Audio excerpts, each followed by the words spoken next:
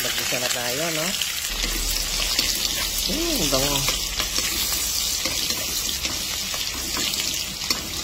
Napakasimpleng ulam na po lulutuin natin ngayon, ano? Na nagre-require ng maraming kamatis na pula hinog, okay?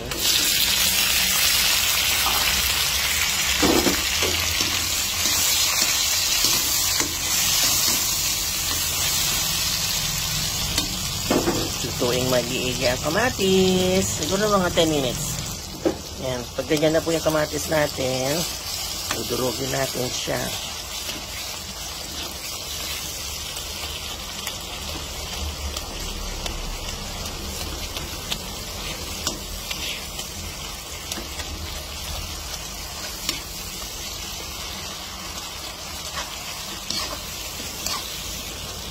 Yan.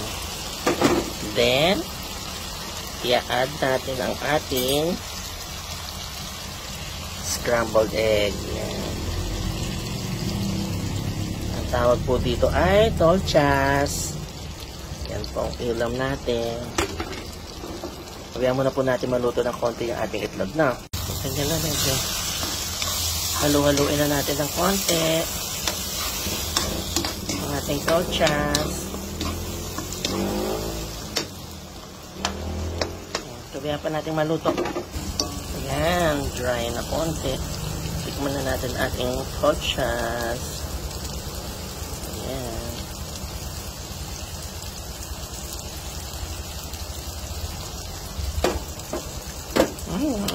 Masarap. Karnuhan natin ng pritong bangus. Ayan pa yung mga bangus natin, ano? Small, medium, large. Let's go. Prito na natin. Basahan muna natin sa small. Then medium. Then large. Ay! Bumuka na yung isa. Balik ka rin na natin.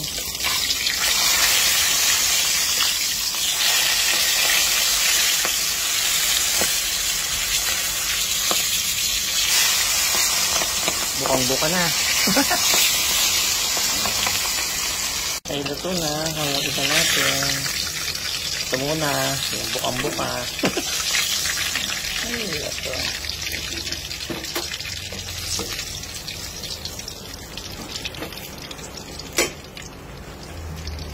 Ayan. Sarap. Turn na to, Chas. Kaya na tayo magkagigil. Ayan. Ito na po ang ating lunch ngayon, ano? Pritong bangus at ang torchas. Yes. Kaya na tayo magkagigil.